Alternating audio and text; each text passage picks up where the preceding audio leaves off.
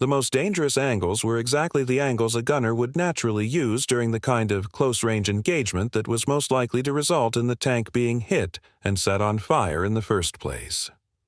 A panther fighting a target to its left front, the most common ambush scenario on the Eastern Front's forested approaches, would have its turret sitting precisely where it would kill its own driver if the vehicle was knocked out a moment later.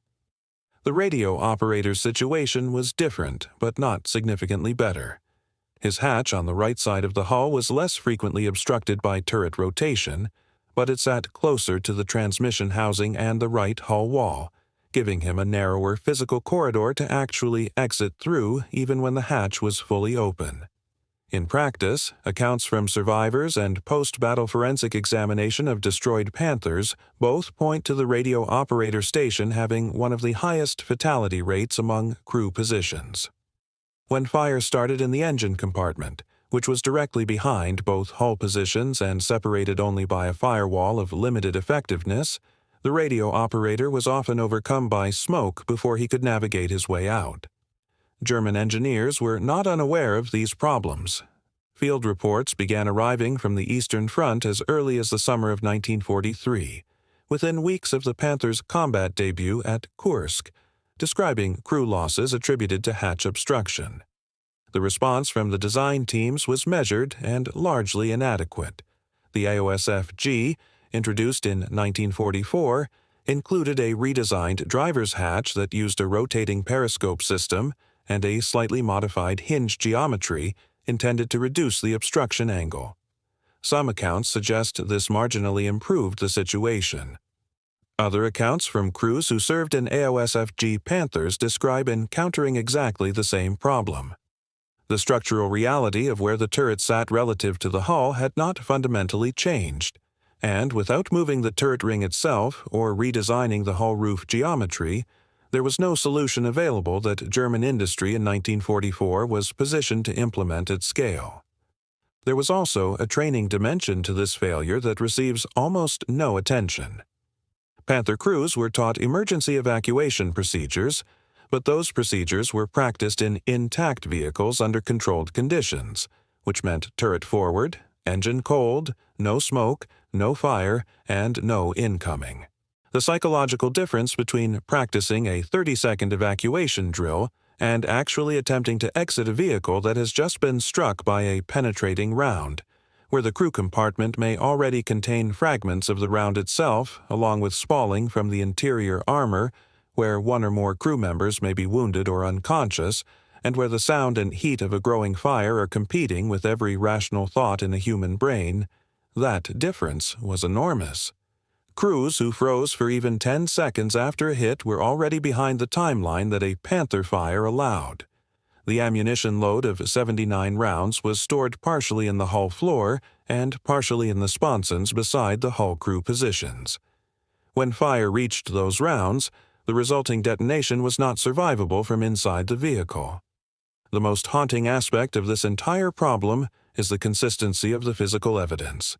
Tanks recovered from battlefields and examined by Allied technical intelligence units throughout 1944 and 1945 showed a pattern that recurred across different engagements, different seasons, and different theaters. Driver positions with latched or partially opened hatches. Evidence that the driver had been alive and attempting to exit at the time the fire became unsurvivable.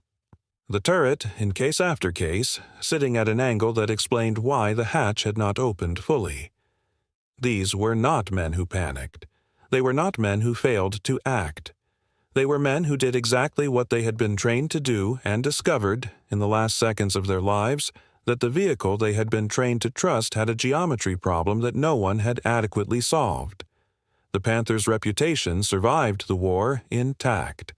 The tank continued to appear in post-war assessments as the pinnacle of German engineering, a vehicle that would have been decisive if produced in larger numbers, if the reliability issues of the early variants had been resolved sooner, if fuel had been available to keep them moving. All of that may be true, but the men who burned inside Panthers on the road to Kharkov, in the hedgerows of Normandy, and in the frozen approaches to Budapest deserved to be part of that reputation too. not as a footnote about design limitations, but as the central indictment of what it means to send human beings into a machine without ever truthfully answering the question of how they get out. A tank that cannot reliably release its crew is not a weapon. It is a coffin with a gun attached. The Panther was extraordinary in almost every measurable way, but the 5 centimeters between a driver's hatch and the underside of a rotated turret measured something that performance charts and armor penetration tables never could. They measured exactly how much a design team valued the lives of the men they were designing for. And on that measurement, the Panther failed completely. Imagine being sealed inside a steel box. The engine behind you has just caught fire. Black smoke is filling the compartment faster than you can breathe. The temperature is climbing toward the point where aluminum melts and flesh chars. You reach for the hatch above your head and push. It doesn't move. You push harder.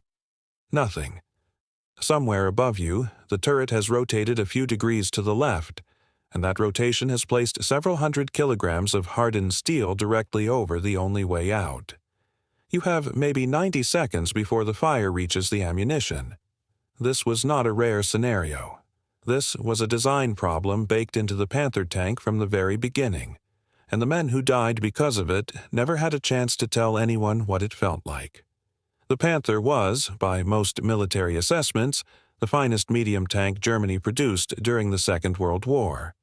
When it first appeared on the Eastern Front in 1943, it was faster than the Tiger, better armored than anything the Soviets had in comparable weight class, and equipped with a 75mm high-velocity gun that could punch through Allied armor at distances that made return fire almost pointless.